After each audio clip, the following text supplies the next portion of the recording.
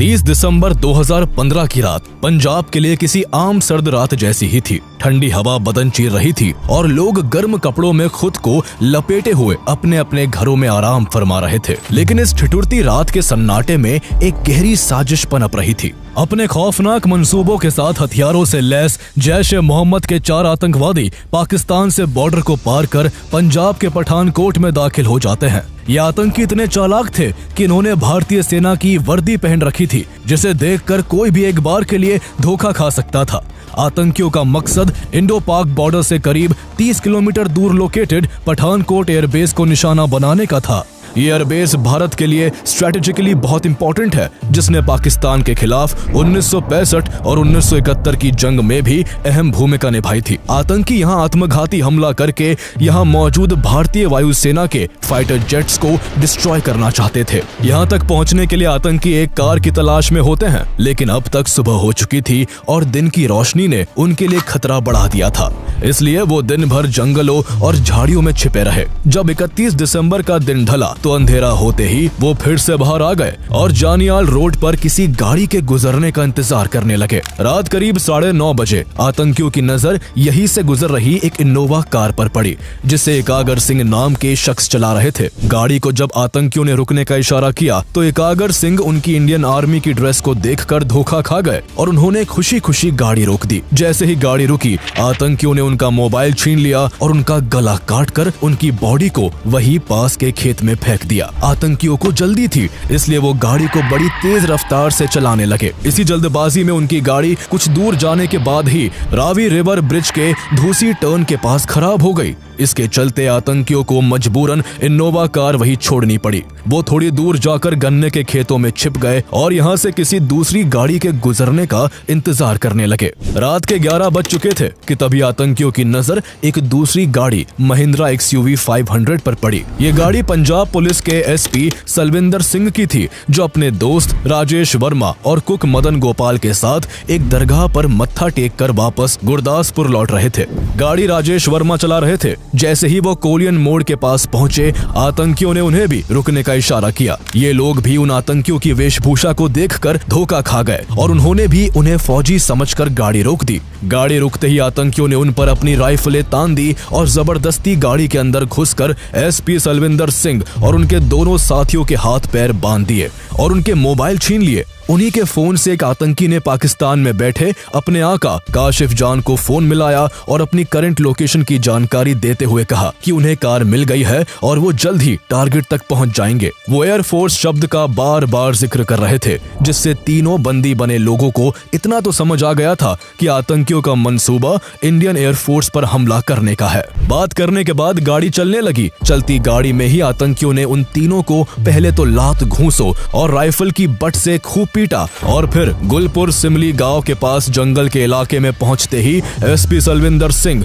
और कुक मदन गोपाल की आंखों पर पट्टी बांधकर उन्हें चलती गाड़ी से धक्का दे दिया। आतंकियों को अभी तक ये नहीं पता था कि जिनको वो फेंक रहे हैं उनमें से एक पुलिस वाला भी है। वो अभी तक यही समझ रहे थे कि गाड़ी राजेश वर्मा चला रहा था, इसलिए गाड़ी का मालिक वही होगा। इसी वजह से वो उसे अपने साथ ले गए। जैसे ही वो आगे बढ़े, सलविंदर सिंह और मदन गोपाल ने मौका देखते ही किसी तरह अपने हाथ खोल लिए और आंखों से पट्टी हटाकर गुलपुर सिमली गांव तक पहुंच गए। सलविंदर सिंह को आतंकियों की फोन की बातचीत से ये तो कंफर्म हो गया था कि वो चारों आर्मी वर्दी में पाकिस्तानी आतंकी है, जो किसी बड़े हमले को अंजाम देना चाहते हैं। इसलिए गांव में घुसते ही उन्होंने किसी के फोन से तुरंत गुरदासपुर पुलिस कंट्रोल रूम को कॉल कर पूरी घटना की जानकारी दे दी, लेकिन किसी ने उनकी बातों पर यकीन ही नहीं किया। सलविंदर सिंह की इमेज उनके साथी पुलिस कर्मियों के बीच काफी खराब थी, इसलिए उन्होंने समझा कि सलविंदर पार्टी करके लौट रहा होगा और फिजूल की बातें बना रहा है। जब उन्हें किसी ने सीरियसली नहीं लिया तो सलविंदर सिंह ने 3:21 पर गुरदासपुर के SSP को कॉल किया और उन्हें सारा माजरा बताया।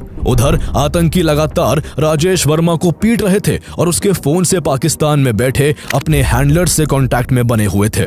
उन्होंने राजेश राजेश को पीट पीट के बुरी तरह घायल कर दिया। जब उससे पूछा गया कि ये किसकी गाड़ी है, तब राजेश ने बताया कि ये पंजाब के एसपी सलविंदर सिंह की कार है, जिसे उन्होंने पीछे ही फेंक दिया। ये खबर जब फोन पर आतंकियों के हैंडलर्स ने सुनी तो वो गुस्से से आग बबूला हो गए। पुलिस वाला होने की वजह से सलविंदर उन्हें बड़ी थ्रेट लगा, जो अथॉरिटीज को बताकर उनके पूरे प्लान को चौपट कर सकता था। इसलिए हैंडलर्स ने उन्हें तुरंत वापस जाकर सलविंदर सिंह और मदन गोपाल को दोबारा पकड़ने का आदेश दिया। लेकिन जब तक वो वापस उस जगह पहुंचे, तब तक सलविंदर सिंह और मदन गोपाल अपनी जान बचाकर वहां से भाग चुके थे। दोनों को ना पकड़ पाने की बौखलाहट में आतंकियों ने सारा गुस्सा राजेश वर्मा पर उतार दिया। उन्होंने सुबह करीब 4 बजे बेरहमी से उसका चाकू से गला रेत दिया। आतंकियों को यकीन था कि कुछ ही देर में राजेश की मौत हो जाएगी, इसलिए उन्होंने उसको गाड़ी से बाहर निकालकर पास के खेत में ही फेंक दिया। इसके बाद आतंकी तो गाड़ी लेकर अपनी मंजिल की तरफ बढ़ गए, लेकिन बुरी तरह घायल राजेश वर्मा किसी तरह अपनी जान बचाने के लिए पास के ही गांव अकालगढ़ पहुंच गए, जहां से उन्हें हॉस्पिटल ले जाया गया, जहां उन्होंने पुलिस को सब कुछ बता दिया। इस बीच जिस पहले शख्स एकागर सिंह को आतंकियों ने मार डाला था, उनके देर रात तक घर न लौटने पर उनके परिवार ने पास के पुलिस स्टेशन में उनकी गुमशुदगी की रिपोर्ट दर्ज करवा दी थी। उधर एसपी सलविंदर सिंह भी बार बार बड़े बड़े पुलिस अधिकारियों से कांटेक्ट कर उन्हें आतंकी हमले के खतरे को लेकर आगाह कर रहे थे। कुछ ही घंटों में एक ही एरिया में लगातार एक ही तरह की घटनाओं की खबर से पुलिस हरकत में आ गई। इसके बाद पठानकोट से लेकर दिल्ली तक, जम्मू से लेकर उधमपुर तक और चंडीगढ़ से लेकर पंचकुला तक फोन की घंटियां लगातार बजने लगी। जल्द ही ये खबर होम मिनिस्ट्री, डिफेंस मिनिस्ट्री और प्राइम मिनिस्टर्स ऑफिस तक भी पहुंच गई। मानेसर, जहां नेशनल सिक्योरिटी गार्ड एनएसजी के एलीट कमांडोज बेस्ड है, वहां भी कॉल्स की भरमार होने लगी। जब 1 जनवरी 2016 को पूरी दुनिया नए साल की खुशियां मना रही थी, तब आतंकी हमले की संभावनाओं से इंडियन अथॉरिटीज के बीच हड़कंप मचा हुआ था और सभी ऑफिस में केओस की स्थिति बन चुकी थी। तुरंत देश की सभी सिक्योरिटी फोर्सेस और इंटेलिजेंस एजेंसीज को हाई अलर्ट पर रखा गया। सेना और पुलिस की टुकड़ियों ने मिलकर जल्द ही क्विक रिएक्शन टीम्स तैयार की, जिनके जांच करने पर उन्हें एकागर सिंह की गाड़ी और उनकी डेड बॉडी मिल गई। अगले कुछ घंटों के सर्च ऑपरेशन में एसपी सलविंदर सिंह की महिंद्रा एक्सयूवी गाड़ी भी मिल गई, जो लावारिस हालत में पठानकोट एयरबेस से मात्र 500 मीटर की दूरी पर खड़ी थी। सलविंदर द्वारा दी गई डिटेल्स और उनकी गाड़ी के पठानकोट एयरबेस के पास मिलने से अब साफ था कि आतंकियों का मकसद इस एयरबेस को निशाना बनाने का ही है। साथ ही इस दौरान इंटेलिजेंस एजेंसीज लगातार एसपी सलविंदर और राजेश के फोन्स को इंटरसेप्ट कर रही थी, जो आतंकियों के पास थे। एक कॉल में इंटेलिजेंस एजेंसीज ने आतंकियों को उनके हैंडलर से बात करते हुए सुना, जिसमें हैंडलर्स उनसे कह रहे थे कि जल्दी टारगेट तक पहुंचकर प्लेन्स और हेलीकॉप्टर्स को उड़ा दो। यानी अथॉरिटीज को अब ये भी पता था कि देश में आतंकी घुस आए हैं और ये भी साफ था कि हमला कहां होगा। लेकिन ताज्जुब की बात यह है कि इतना सब मालूम होने के बाद भी आतंकी न केवल पठानकोट एयरबेस में घुसने में कामयाब हुए, बल्कि वहां कई दिनों तक उन्होंने ऐसा आतंक मचाया जिसने देश और दुनिया का ध्यान अपनी ओर खींच लिया। मीडिया की सुर्खियों में केवल एक ही हेडलाइन थी, Pathankot airbase attack. This is big breaking news that is coming in on the Pathankot probe. Pathankot air force station पर जो आतंकी हमला हुआ है, उसके बाद वो ऑपरेशन अभी तक जारी है। 62 घंटे होने वाले हैं इस ऑपरेशन को। At least 4 terrorists have been killed by security forces and 3 security personnel have lost their lives. Lieutenant Colonel Niranjan of the National Security Guard or the NSG died today while defusing explosives during the mopping up operations. Pathankot वायुसेना station पर आतंकवादी हमले में पाकिस्तान की तरफ उंगली उठ रही है। भारत ने पाकिस्तान को आतंकियों के पाकिस्तानी होने के सबूत भी दिए हैं। हमें हिंदुस्तान की तरफ से कुछ लीड्स मिली जिस पे हम तहकीकात कर रहे हैं। The joint investigation team from Pakistan arrived in the national capital on Sunday to probe the deadly terrorist attack on the Pathankot Air Force Base. Pakistan has formally registered an FIR in the Pathankot Air Base attack case as part of the ongoing investigation into that terrorist attack that killed 7 Indian personnel. The FIR has been registered against unidentified people. जब ये confirm हो गया कि आतंकी Pathankot airbase को target करने वाले हैं, तो फौरन एयरफोर्स स्टेशन की सुरक्षा को बढ़ाया जाने लगा। कुछ ही देर में गरुड़ कमांडोज और डिफेंस सर्विस कॉर्प्स DSC की एक टीम स्टेशन के अंदर की सुरक्षा में तैनात कर दी गई। National security adviser Ajit Doval ने भी दिल्ली में army chief general Dalbir Singh Suhag, air chief marshal Arup Raha and intelligence bureau and RNAW के हेड्स के साथ एक हाई लेवल मीटिंग की। मीटिंग के बाद NSG की एक टीम को तुरंत पठानकोट के लिए एयरलिफ्ट करने का आदेश जारी कर दिया गया। इधर चारों आतंकी अभी तक पठानकोट एयरबेस में घुस नहीं पाए थे। वो पठानकोट एयरबेस की दीवार तक पहुंचने ही वाले थे कि तभी आतंकियों को उनके हैंडलर का कॉल आ जाता है। उनका हैंडलर उन्हें डांट कर कहता है कि वो चारों अभी तक एयरबेस में घुस क्यों नहीं पाए हैं, जबकि 2 लोगों का एक ग्रुप पहले ही टारगेट तक पहुंच चुका है। इसका मतलब था कि पठानकोट को दहलाने के लिए 4 नहीं बल्कि 6 आतंकी 2 ग्रुप्स में आए थे और पहला ग्रुप पहले से ही LOC को पार कर सभी की नजरों से बचते हुए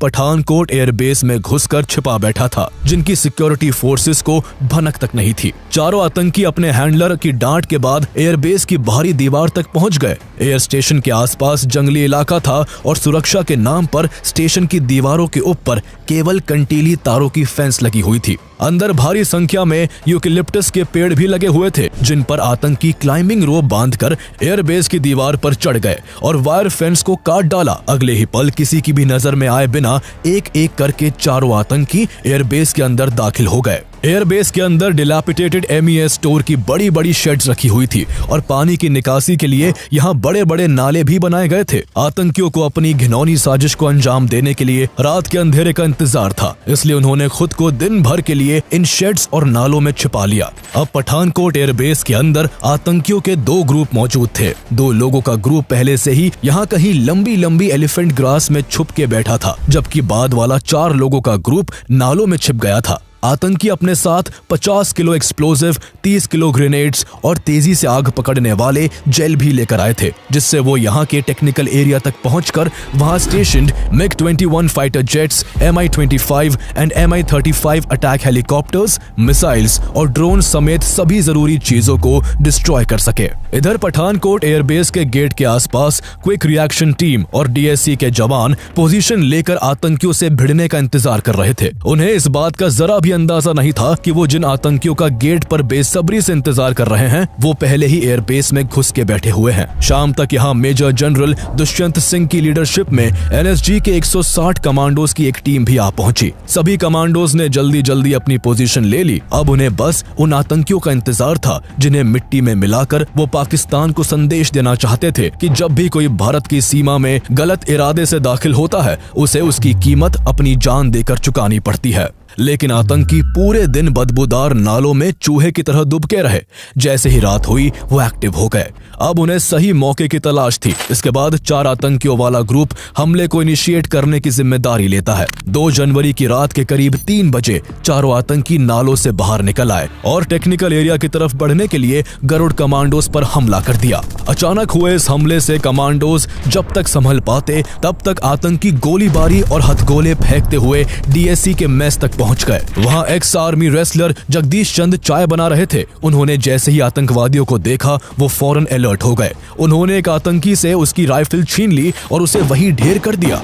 लेकिन इससे पहले कि वो बाकी आतंकियों को रोक पाते आतंकियों ने उन पर गोलियां बरसा दी और वो वहीं शहीद हो गए। इसके बाद बचे हुए तीनों आतंकियों ने मेस में घुसकर अंधाधुंध फायरिंग कर दी, जिससे DSC के 4 और जवान अपनी जान गंवा बैठे। अपने 5 साथियों की मौत से सभी जवान गुस्से से भर उठे। उन्होंने आतंकियों को एलिमिनेट करने और एयरबेस को उनसे फ्री करने के लिए यहाँ ऑपरेशन ढांगू शुरू कर दिया। पठानकोट एयरबेस लगभग 25 किलोमीटर में फैला हुआ है, जहाँ करीब 10,000 एयरफोर्स कर्मी अपने परिवार सहित रहते हैं।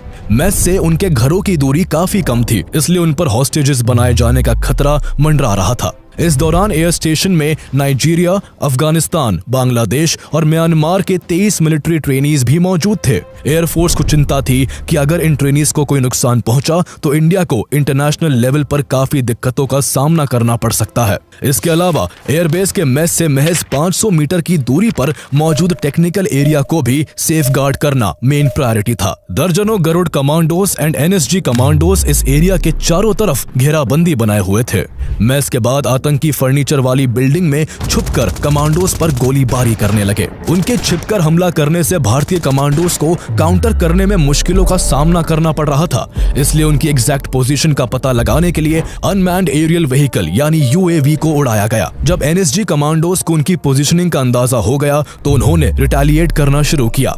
आतंकियों के पास AK-47 राइफल्स थी, जिनका जवाब भारतीय commandos MP5 assault rifle, Glock pistol और कॉर्नर शॉटगन जैसी मॉडर्न राइफल से दे रहे थे। दोनों ओर से भयंकर गोलीबारी शुरू हो गई। गोलियों की तड़तड़ाहट और भारी बमबारी से पूरा इलाका सहम उठा। इस तरह सुबह से दोपहर और दोपहर से शाम हो गई। आतंकी कभी फायरिंग करते तो कभी ग्रेनेड और एक्सप्लोजिव का इस्तेमाल करते, लेकिन इसके बावजूद आतंकी आमने सामने की लड़ाई में कमांडोज के आगे कहीं भी नहीं टिक पा रहे थे। कमांडोज ने आतंकियों की हर चाल को नाकाम करके रख दिया था। इसका अंजाम ये हुआ कि 2 जनवरी की शाम तक 3 और आतंकियों को मार गिराया गया। पूरे 4 आतंकियों की मौत के बाद गोलियों और बम धमाकों की आवाज बिल्कुल थम गई। जब काफी समय तक आतंकियों की ओर से कोई रिटेलिएशन नहीं हुआ तो जवानों में जश्न का माहौल बन गया। वहां मौजूद लोग ये मान बैठे कि एयरबेस में केवल 4 आतंकी ही थे जिन्हें मार गिराया जा चुका है। डिफेंस फोर्सेज ऑपरेशन को बंद करने का मन बना चुकी थी और इस खबर को दिल्ली तक पहुंचा दिया गया था। सरकार के कुछ मिनिस्टर्स ने भी पठानकोट एयरबेस से टेररिस्ट को न्यूट्रलाइज करने के लिए सिक्योरिटी फोर्सेस को धड़ाधड़ बधाई देते हुए कई ट्वीट्स कर दिए। लेकिन भारत ने जश्न मनाने में जल्दबाजी कर दी थी। ये किसी बड़े खतरे से पहले की शांति थी, अभी खेल खत्म नहीं हुआ था। सिक्योरिटी फोर्सेस को इस बात का जरा भी अंदाजा नहीं था कि यहाँ की बड़ी बड़ी घास और झाड़ियों में 2 और आतंकी बहुत पहले से चुपचाप सही मौके के इंतजार में बैठे हुए हैं। इन आतंकियों के पास मॉर्फिन इंजेक्शन, पके हुए चिकन और रोटियों के कुछ पैकेट थे, जिनके सहारे वो कई दिन तक बिना बाहर आए सरवाइव कर सकते थे। लेकिन इन बातों से अनजान NSG ने ऑपरेशन को खत्म मानकर यहाँ के पूरे एरिया को सैनिटाइज करना शुरू कर दिया। 3 जनवरी की सुबह बॉम्ब स्क्वाड के commanding officer lieutenant colonel Niranjan ने अपनी टीम के साथ मरे हुए आतंकियों के शरीर पर बंधे एक्सप्लोजिव और ग्रेनेड को डिफ्यूज करने का काम शुरू किया। थोड़ी ही देर में 3 आतंकियों के एक्सप्लोजिव्स को डिफ्यूज किया जा चुका था, लेकिन लेफ्टिनेंट कर्नल निरंजन ने जैसे ही चौथे आतंकी के शरीर से बम को डिफ्यूज करने की कोशिश की, आतंकी के शरीर पर लगा एक्सप्लोजिव ब्लास्ट हो गया। लेफ्टिनेंट कर्नल निरंजन ने बुलेट प्रूफ जैकेट पहन रखी थी, लेकिन धमाके की इंटेंसिटी इतनी ज्यादा थी कि उनकी जान नहीं बच सकी। इस विस्फोट से 5 अन्य कमांडोज भी बुरी तरह घायल हो गए। लेफ्टिनेंट कर्नल निरंजन के शहीद होने से पठानकोट एयरबेस एक बार फिर से सहम गया। इसी केओस का फायदा उठाकर अभी तक काफी समय से छिपे बैठे दोनों आतंकियों ने सुबह 10 से 11 बजे के आसपास एयरबेस के एक दूसरे ब्लॉक से अचानक जवानों पर गोलीबारी शुरू कर दी। इस ब्लॉक की पहली मंजिल पर 6 डिफेंस पर्सनल भी मौजूद थे।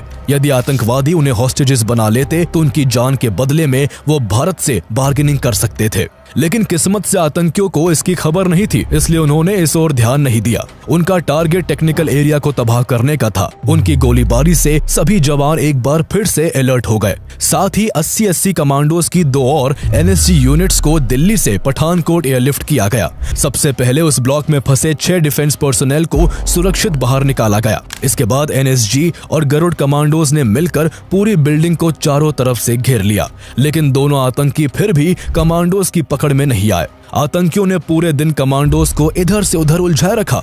शाम हो चुकी थी और अंधेरा घिरने लगा था। ऐसे में जल्द से जल्द कार्रवाई करना जरूरी हो गया था। आखिरकार NSG कमांडोज ने आतंकियों को रूम के अंदर ही कुचलने के लिए बस्टर टूल्स का इस्तेमाल किया और आतंकी जिस कमरे में छुपे हुए थे उसके दरवाजे उड़ा दिए। इसके बाद कमांडोज ने रूम के भीतर कैनन फायर किया, जिसकी चपेट में आकर दोनों आतंकी जल्द ही मारे गए। इन दोनों आतंकियों के खत्म होते ही पठानकोट एयरबेस पूरी तरह से सुरक्षित था, लेकिन कंट्रोल रूम इस सफलता की सूचना दिल्ली भेजने में इस बार जल्दबाजी नहीं करना चाहता था। NSG कमांडोज ने एयरबेस के चप्पे चप्पे को खंगालना जारी रखा और लगातार कई घंटों की सर्च के बाद जब उन्हें सब कुछ सही लगा तो आखिरकार 5 जनवरी की दोपहर तक ऑपरेशन बंद कर दिया गया। बेशक 6 के 6 आतंकियों को मिट्टी में मिलाकर और टेक्निकल एरिया को सेफ रखकर भारत ने आतंकियों का प्लान फेल कर दिया था, लेकिन इसके लिए देश के 7 जवानों को कुर्बान होना पड़ा था। इनमें से गरुड़ कमांडो गुरसेवक सिंह भी थे, जिनकी शादी को मात्र 45 दिन ही हुए थे।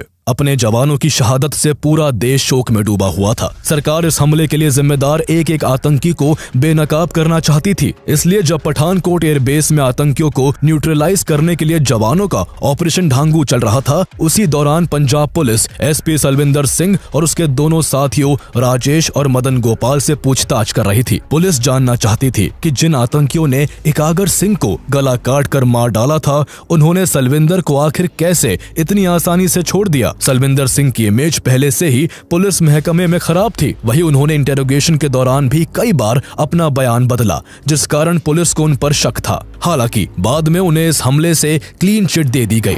इसके बाद इस हमले की जांच का जिम्मा नेशनल इन्वेस्टिगेशन एजेंसी यानी NIA ने संभाला। NIA ने पूरे पठानकोट एयरबेस की काफी बारीकी से जांच की, जिसमें NIA की टीम को एयरबेस के वेस्टर्न साइड से फेंस कटर, रोप, वूलन कैप और ग्लव्स मिले, जिसके सहारे आतंकियों ने एयरबेस में घुसपैठ की थी। NIA को नाले में कुछ जूतों के निशान भी मिले, जो मारे गए आतंकियों के जूतों से मेल खाते थे। साथ ही एजेंसीज ने आतंकियों की कॉल्स को इंटरसेप्ट करके पता लगाया कि सभी आतंकी पाकिस्तान से आए थे और इस पूरे हमले की योजना जैश-ए-मोहम्मद के सरगना मौलाना मसूद अजहर और उसके भाई मुफ्ती अब्दुल रऊफ असगर ने बनाई थी।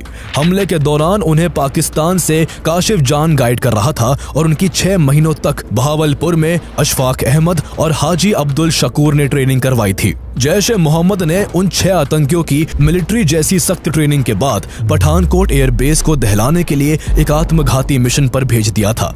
लेकिन जैश-ए-मोहम्मद का मकसद इस तरह केवल भारत के एयरबेस को नुकसान पहुंचाने का नहीं था, बल्कि जैश इस बार एक तीर से 2 निशाने लगाना चाहता था। दरअसल उस समय भारत और पाकिस्तान अपने संबंधों को संभालने में लगे हुए थे। इस हमले से केवल 6 दिन पहले ही 25 दिसंबर 2015 को नरेंद्र मोदी काबुल से लौटते वक्त अचानक से पाकिस्तान के लाहौर जा पहुंचे थे और पाकिस्तानी प्राइम मिनिस्टर नवाज शरीफ से मुलाकात की थी। नरेंद्र मोदी इस दौरान लाहौर में शरीफ के पाकिस्तान समारोह में भी शामिल हुए थे। ये 2004 के बाद पहला मौका था जब भारत के प्राइम मिनिस्टर ने पाकिस्तान का दौरा किया था। नरेंद्र मोदी ऐसा करके सालों से बिगड़ते रिश्ते को फिर से पटरी पर लाना चाहते थे, लेकिन इस तरह दोनों देशों की नजदीकियों को जैश-ए-मोहम्मद ने अपने एग्जिस्टेंस के लिए एक बड़े खतरे के रूप में देखा। इसलिए उसकी इस अटैक की साजिश का मकसद भारत की एयर पावर को कम करने के साथ साथ भारत और पाकिस्तान के बीच उभर रही दोस्ती पर चोट करना था। इस अटैक में जैश-ए-मोहम्मद का हाथ होने की वजह से इंडिया पाकिस्तान के बीच जो शांति की राह बन रही थी वो टूट गई और भारत ने किसी भी तरह की पीस टॉक्स को तुरंत पोस्टपोन कर दिया। इंडिया ने पाकिस्तान पर टेररिज्म के खिलाफ एक्शन लेने का प्रेशर बनाया, जिसके चलते पाकिस्तान ने कुछ कार्रवाई भी की और जैश-ए-मोहम्मद के कई मेंबर्स को अरेस्ट कर लिया। मसूद अजहर को प्रोटेक्टिव कस्टडी में रखा गया, हालांकि उसे कहाँ रखा गया है इसकी जानकारी किसी को नहीं दी गई। आगे चलकर इनसफिशिएंट एविडेंस का हवाला देकर पाकिस्तान ने मसूद अजहर को रिलीज कर दिया, जिससे भारत की नाराजगी और बढ़ गई।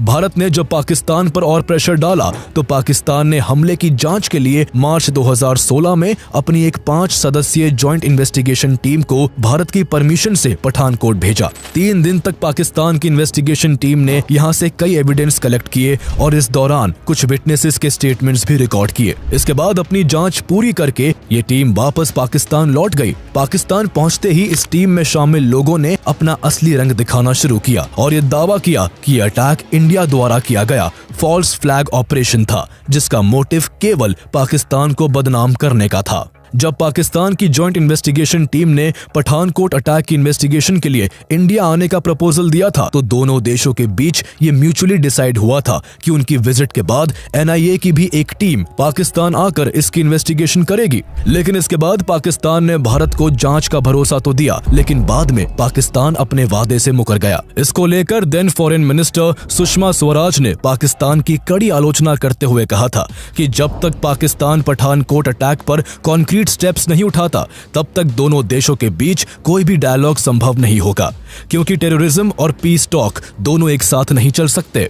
हालांकि पाकिस्तान ने फिर भी कोऑपरेट नहीं किया। भले ही पाकिस्तान के कोऑपरेट ना करने से इंडियन गवर्नमेंट का रुख उसकी तरफ फिर से सख्त हो गया था, लेकिन इस पूरी सिचुएशन में इंडियन सिक्योरिटी सिस्टम की लापरवाही को लेकर भी सवाल उठ रहे थे। हमले के पहले तक पठानकोट एयरबेस की सुरक्षा काफी कमजोर थी। एयरबेस की दीवार के चारों ओर गश्त के लिए कोई कोई सड़क नहीं थी और उसकी दीवार कई जगह से सिविलियंस के मकानों से सटी हुई थी। हैरानी की बात यह थी कि इसके बावजूद एयरफोर्स ने इस एयरबेस के आसपास एनक्रोचमेंट रोकने का कोई प्रयास नहीं किया था, जिस कारण आतंकियों द्वारा यहां किसी भी वक्त एक बड़ा हमला पॉसिबल था। भारत की इंटेलिजेंस एजेंसीज महीनों से भारत पर कोई बड़े आतंकी हमले की आशंका जता रही थी और हमले से कुछ महीने पहले तक भारत में पाकिस्तानी इंटेलिजेंस एजेंसी ISI के कई एजेंट्स अरेस्ट किए जा चुके थे। पठानकोट हमले से केवल एक महीने पहले BSF के हेड कांस्टेबल अब्दुल रशीद को ISI के लिए जासूसी करने के जुर्म में दिल्ली पुलिस ने जम्मू एंड कश्मीर से अरेस्ट किया था। अब्दुल रशीद और उसके रिलेटिव कफायतुल्लाह खान कई महीनों से ISI के कांटेक्ट में थे और अरेस्ट होने से पहले दोनों भारतीय सेना की कई इंपॉर्टेंट इंफॉर्मेशन ISI को दे चुके थे। इसके अलावा शेख मोहगल और मोहम्मद एजाज को भी कोलकाता और मेरठ से ISI के लिए जासूसी करते हुए पकड़ा गया था, जबकि दिसंबर 2015 में पोखरण से ex army man Govardhan Singh भी पकड़ा गया, जो सालों से भारतीय डिफेंस फोर्स की इंपॉर्टेंट इंफॉर्मेशन ISI तक पहुंचा रहा था। इसके अलावा पठानकोट हमले से पहले एयरमैन रंजीत के को भी दिल्ली पुलिस की क्राइम ब्रांच, मिलिट्री इंटेलिजेंस और एयरफोर्स की एक यूनिट ने अपने जॉइंट ऑपरेशन के जरिए भटिंडा एयरबेस से ISI के लिए जासूसी करने के जुर्म में अरेस्ट किया था। रंजीत के जो 2010 से ही भटिंडा एयरबेस में तैनात था, उसे दामिनी मैकडॉट नाम की एक महिला ISI एजेंट ने फेसबुक पर हनी ट्रैप में फंसाया और उसका इस्तेमाल भटिंडा, पठानकोट, अमृतसर, आगरा, अंबाला और श्रीनगर के एयरबेस की सेंसिटिव इंफॉर्मेशन हासिल करने के लिए कहा। अरेस्ट होने से पहले तक रंजीत के कई एयरबेस की फाइटर एयरक्राफ्ट की संख्या और ट्रांसपोर्टेबल रेडार यूनिट्स की एग्जैक्ट लोकेशन की जानकारी ISI तक पहुंचा चुका था। ISI ने उससे western and northern air commands में चलने वाली लाइव एयर एक्सरसाइजेस और इंडिया रशिया मिलिट्री एक्सरसाइजेस से जुड़ी जानकारी भी मांगी थी, लेकिन उससे पहले ही वो गिरफ्तार कर लिया गया था। एक साल में इतने बड़े स्केल पर देश से ISI के कई एजेंट्स के पकड़े जाने से स्पष्ट था कि Pakistan based terrorist organisations Indian airbase पर जरूर कोई बड़ा हमला प्लान कर रहे थे। हमले से पहले इंडियन डिफेंस फोर्सेस के पास SP सलविंदर और राजेश वर्मा की गवाही से लेकर उनकी कार का आतंकियों द्वारा पठानकोट एयरबेस के केवल 500 मीटर के दायरे में खड़ी करने तक कई इंफॉर्मेशंस थी,